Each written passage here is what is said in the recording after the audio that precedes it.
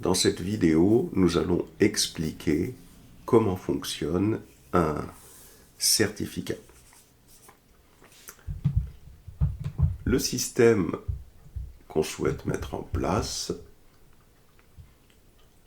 globalement, est le suivant. Vous avez ici AWS ou Azure, AWS ou Azure.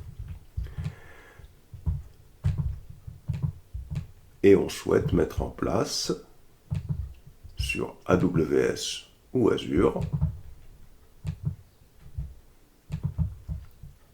un cluster EKS ou AKS, ça dépend sur quelle plateforme on est, donc un cluster Kubernetes,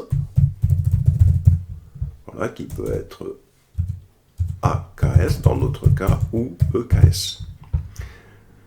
Pour accéder à ce cluster Kubernetes dans lequel vont fonctionner des pods, eh bien, on y accède via un composant qui peut être un load balancer, donc soit un load balancer, ou ça peut être un ingress controller. Dans le cas de AWS, dans l'infrastructure proposée, il s'agira d'un load balancer. Dans le cas de AKS, il s'agira d'un ingress controller. Quoi qu'il en soit, ce load balancer ou cet ingress controller a une adresse IP fixe qui sera par exemple 202.56.48.20. Exemple. C'est ce load balancer ou cet ingress controller qui va permettre d'avoir accès au cluster. Et donc, lorsque on est un utilisateur externe, quand on souhaite accéder à l'application qui tourne dans un pod, ici ça peut être, alors je vais l'effacer comme ça, cette application peut être n'importe laquelle,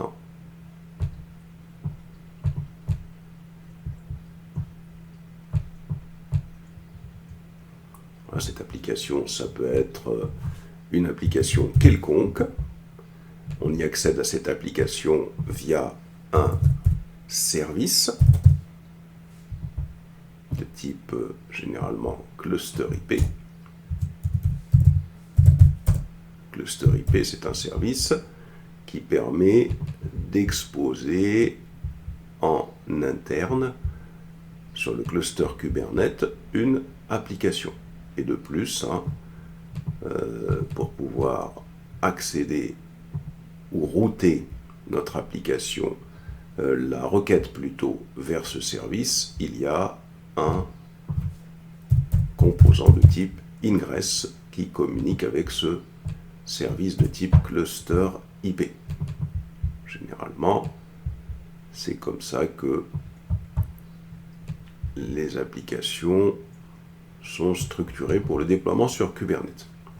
Donc, un utilisateur souhaitant accéder à cette application, à partir de son poste de travail, qu'est-ce qu'il va faire?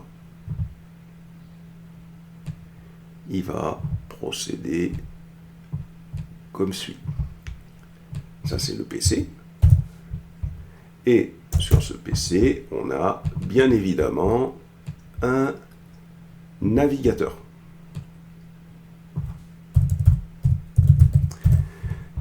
Et ce navigateur,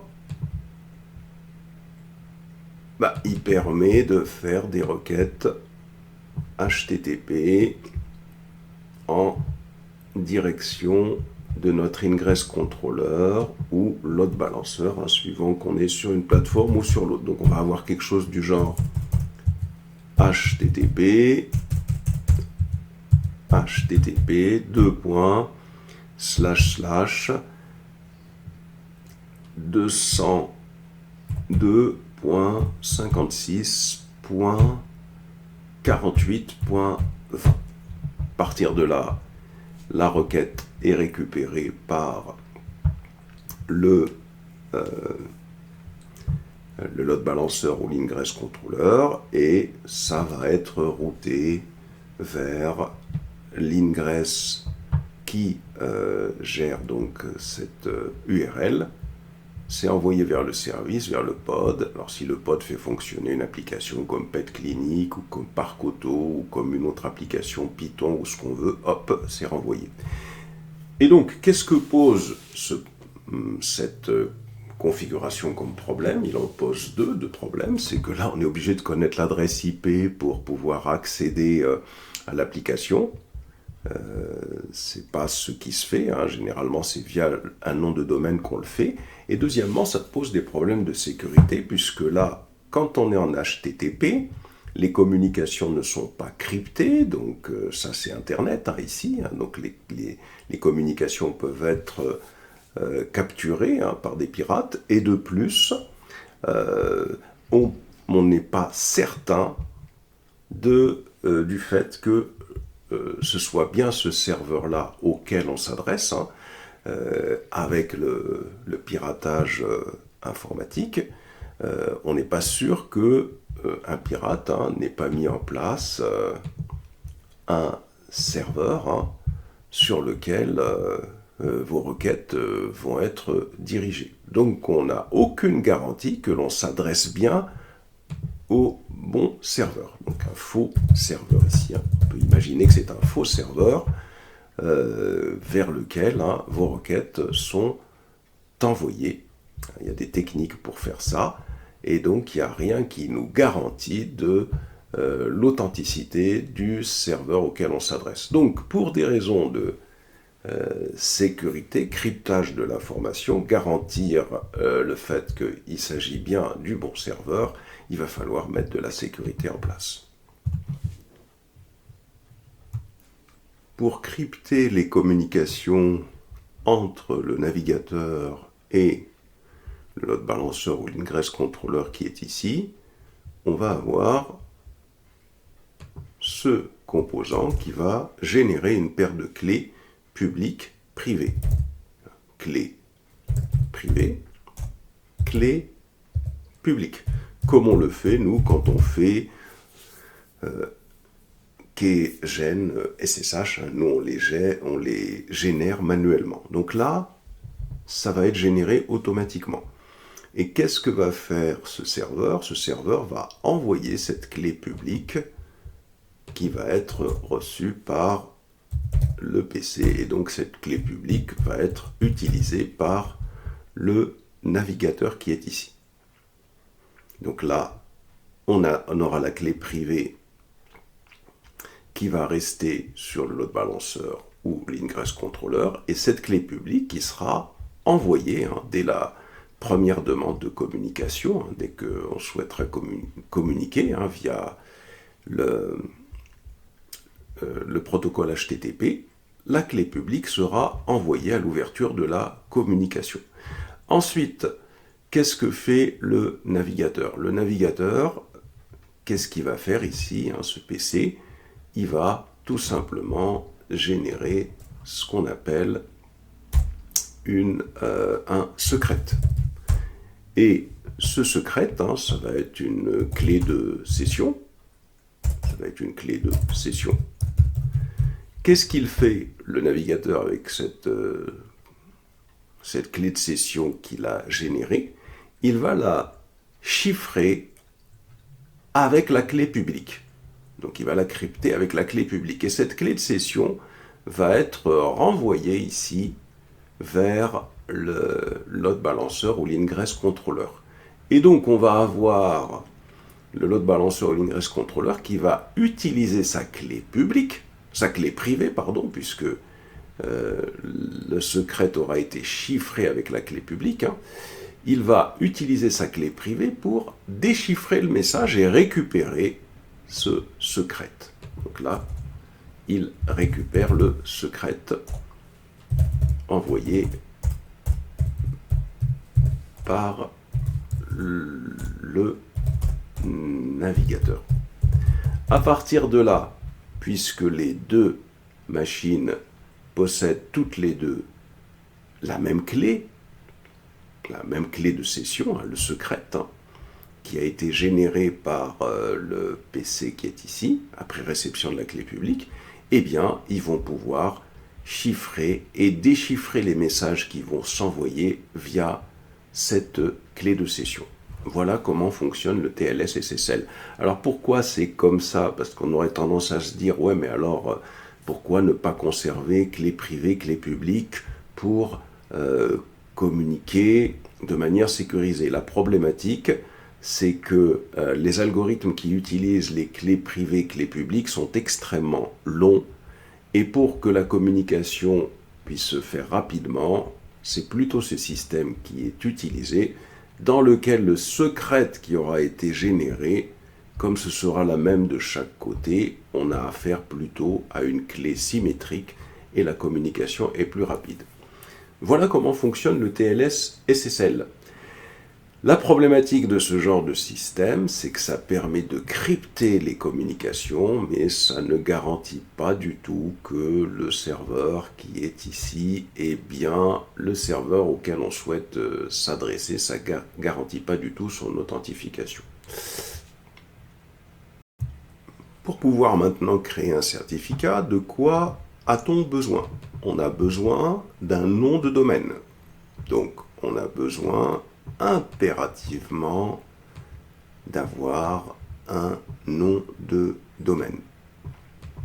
Ça veut dire que on doit travailler avec un DNS. Ce DNS est soit sur OVH, par exemple, ou un autre fournisseur, ou sur Route 53, qui lui aussi propose des noms de domaine et qui va permettre de mettre en place un DNS. Route 53, lui, fait partie de AWS. Il faudrait que je le représente ici, mais pour que l'explication soit globale, je le laisse là.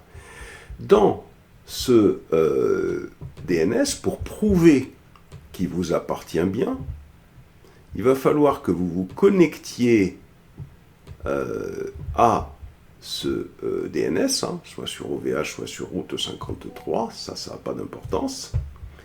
Et une fois que vous avez fait ça, il va falloir créer ce qu'on appelle un enregistrement de ressources. Alors, qu'est-ce que c'est qu'un enregistrement de ressources? Vous avez acheté un nom de domaine qui, par exemple, est app.samuratis.net, par exemple. Je suppose que vous avez acheté ce nom de domaine-là. À partir de là, pour prouver que ce nom de domaine vous appartient bien, eh bien, il va falloir vous connecter à votre DNS, qui est soit sur OVH, soit sur Route 53 sur AWS, et créer ce qu'on appelle un enregistrement de ressources. Vous allez prendre l'adresse IP soit du load balancer ou de l'ingress controller, qui est par exemple ici 202.56.48.20, et vous allez renseigner dans une base de données. C'est tout simplement un fichier dans lequel on fait ça. Je le présente sur la vidéo traitant du load balancer sur AWS. Vous créez cet enregistrement de ressources, adresse IP du composant permettant d'accéder au cluster, enregistrement de ressources de type A, et ici le nom du domaine. Si vous faites ça, qu'est-ce qui va se passer? Ça veut dire que là, on est en mesure de faire déjà la chose suivante. Vous voyez, c'est-à-dire que là, on va être en mesure de faire la chose suivante. Hop. Quand je vais écrire ici, quand je souhaite accéder à mon cluster EKS, qu'est-ce que je vais écrire ici? Je vais prendre le nom de domaine, app.samouratis.net. Voilà, j'envoie cette requête. Cette requête, elle est envoyée à ce DNS. Pourquoi? Parce que ce nom de domaine, il est géré par ce DNS. Donc, cette requête est envoyée à ce DNS. Dans la base de données où il y a beaucoup du DNS, où il y a beaucoup d'autres enregistrements, on voit que app.samouratis.net correspond à cette adresse IP-là. Et donc, ce DNS renvoie la requête vers cette bonne adresse IP. C'est comme les pages jaunes, si vous préférez, dans lesquelles vous recherchez le nom de quelqu'un et vous avez son numéro de téléphone. Donc ça, c'est la première des choses qu'il faut posséder. Deuxième des choses, il faut obtenir un certificat via une autorité de certification. Les autorités de certification, ce sont des prestataires, comme un peu OVH par exemple. Ici, en l'occurrence, l'autorité de certification qui va me fournir un certificat, eh bien, cette autorité de certification, voilà, autorité de certification, on a des autorités de certification comme ACM, qui fait partie des services AWS, ou par exemple Let's Encrypt, qui lui fait pas partie bien sûr de AWS, mais qui peut fournir un certificat. Alors comment ça se passe cette demande-là? Lorsque le load balancer ou l'ingress controller souhaiteront avoir un certificat, donc des informations, une sorte de signature qui va prouver qu'ils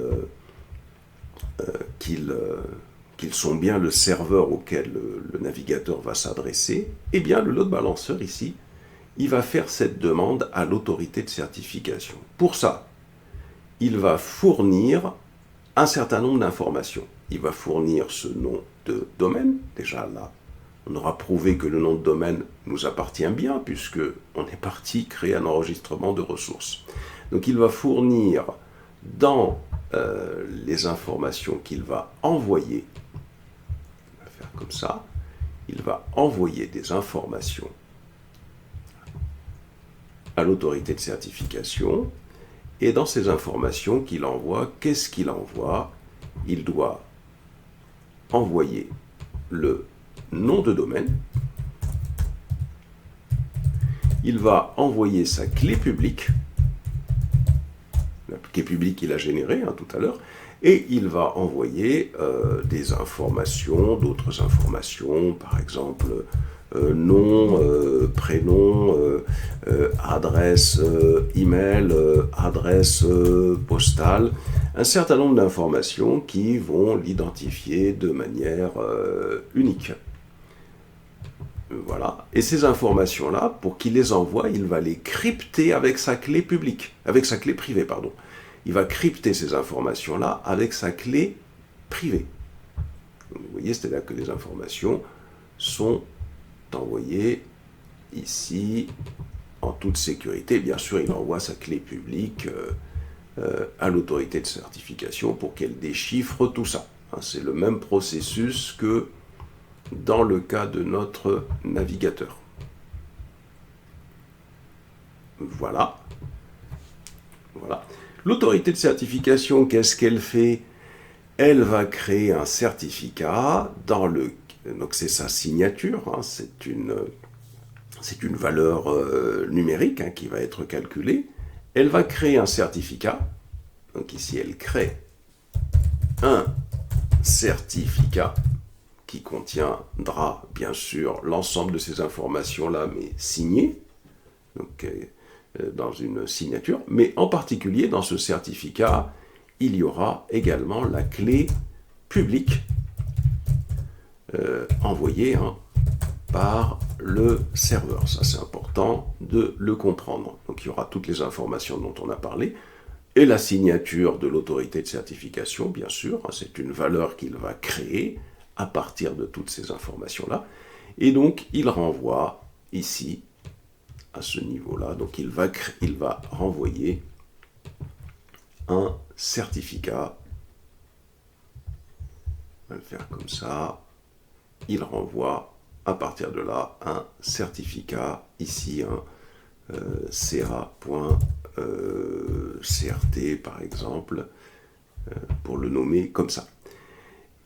Voilà donc comment va se passer cette deuxième phase, c'est-à-dire que le load balancer possédera à ce niveau-là un certificat qui aura été généré par une autorité de certification. Et donc là, par rapport à tout à l'heure, on voit comment tout ça fonctionne, c'est-à-dire que cette fois-ci, en plus, quand le navigateur voudra communiquer avec notre load balancer, il va utiliser le protocole HTTPS. La différence par rapport à tout à l'heure, c'est qu'en plus du cryptage des données, lorsqu'il va se connecter, lorsque la requête va être envoyée au load balancer ou à l'ingress controller, eh bien le serveur qui est ici va envoyer ce certificat au navigateur. Il envoie ce certificat au navigateur et le navigateur, comme il possède dans son magasin la plupart des autorités de certification approuvées et qui existent, qu'il approuve et qui existent, il va être en capacité de vérifier l'authenticité de ce certificat. Il vérifie qu'il communique bien avec le bon serveur. Pourquoi? C'est parce qu'il a dans son magasin l'ensemble des autorités de certification. Il est capable de déchiffrer avec la clé publique le contenu de ce certificat et de vérifier via cette autorité de certification qu'il communique bien avec ce serveur. C'est un peu, l'autorité de certification, c'est un peu comme une préfecture. Vous voulez vérifier une carte d'identité, il faut appeler la préfecture pour vous assurer que la signature est bonne et avec les informations qui vont vous être fournies concernant le numéro de la carte d'identité, vous êtes certain qu'il s'agit de la bonne personne. Voilà comment ça fonctionne. Donc, on voit que ce qu'il faut faire pour pouvoir mettre en place une connexion sécurisée, que ce soit sur AWS ou un load balancer, il faut impérativement un service DNS, soit sur OVH ou Route 53. Il faut aller inscrire manuellement la correspondance entre l'adresse IP et le nom de domaine. Il faut impérativement faire une demande de certificat auprès d'une autorité de certification. Terraform fait très bien ça, il n'y a pas de problème. Et à partir de là, on aura ce fonctionnement-là.